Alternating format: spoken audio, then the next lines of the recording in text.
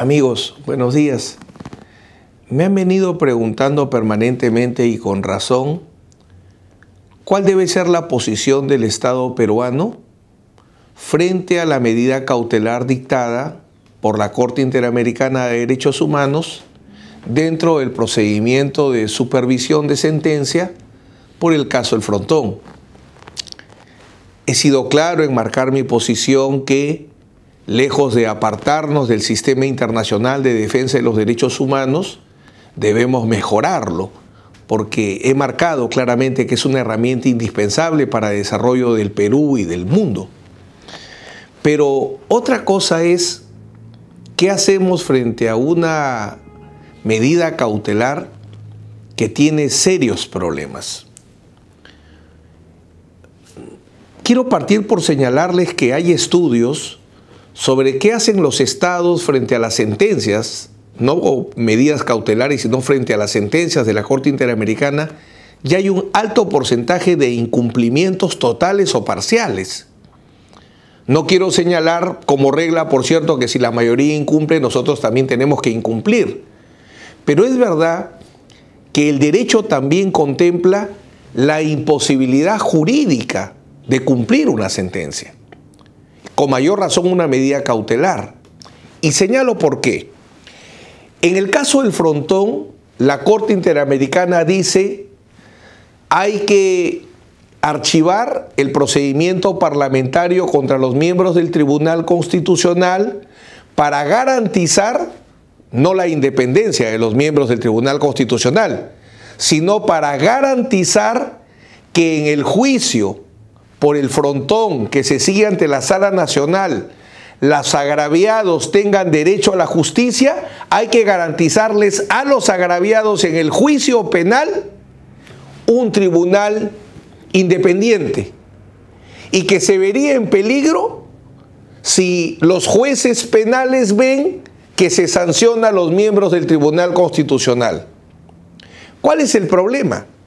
Que la Corte Interamericana olvida que la garantía del tribunal imparcial, del tribunal independiente, no solo hay que asegurarla para la parte agraviada, sino también para la parte acusada, porque el debido proceso, y dentro del debido proceso el componente garantía de un tribunal imparcial o de un tribunal independiente, que son dos garantías, tiene que asegurarse para todas las partes.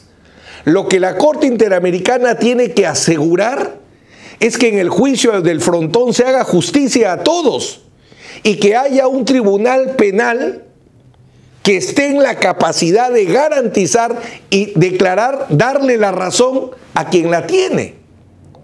Porque me pongo con el mismo razonamiento de la Corte Interamericana. Los jueces ven que votan a los miembros del Tribunal Constitucional y se asustan. Pero pregunto, ahora que la Corte Interamericana ha fortalecido a los miembros del Tribunal Constitucional, ¿qué opción podría tener la defensa si su tesis es los hechos no son delito de lesa humanidad y hay prescripción? Si ese fuese su argumento de defensa. ¿No podrían los jueces penales pensar, no, si la Corte Interamericana está protegiendo a los miembros del Tribunal Constitucional, quiere decir que yo no puedo declarar juez penal que el caso no es un caso de lesa humanidad y que por tanto ha prescrito, con lo cual estaría afectando el tribunal independiente y el tribunal imparcial, ya no respecto a la parte agraviada, sino respecto a la parte acusada. Entonces, si encontramos que hay una imposibilidad jurídica de cumplir con una medida cautelar, sea de juez nacional o juez internacional, esa medida cautelar no se cumple.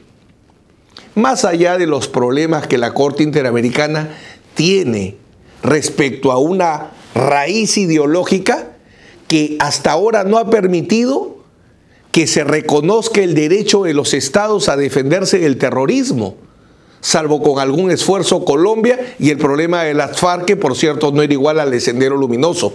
Esto es, por cierto, cuestión totalmente aparte, que como he sostenido, Los miembros del Tribunal Constitucional no pueden ser sancionados por sus decisiones porque gozan del privilegio de la inviolabilidad. Lo que hago es reconocerle a cada quien lo que le corresponde. Yo no soy como cuando el Cabezón Reynoso estaba en el Alianza, era una maravilla. Pasó a la U, era una cochinada. No, acá no se trata de quién es el bueno, quién es el malo. Acá se trata de ayudarlos a que se formen opinión jurídica correcta respecto a los diversos temas. Hay que analizar respecto a la Corte Interamericana, no si pateamos el tablero del sistema, pero sí reconocer el derecho a resistir frente a un acto arbitrario. Si hay una sentencia que tiene una imposibilidad jurídica de aplicación, la sentencia no se puede cumplir. Y ese principio funciona en sede nacional como en sede internacional, como en varios países, y pongo un excelente ejemplo de la Corte Suprema de Argentina, que señaló: no puedo cumplir este extremo del fallo de la Corte Interamericana, porque la Corte Interamericana no puede decir, la Corte Interamericana denuncia la violación del pacto, pero no señala cómo se arregla el tema, porque esto corresponde al derecho interno. La Corte Interamericana complementa la justicia interna, no la reemplaza. Gracias, amigos.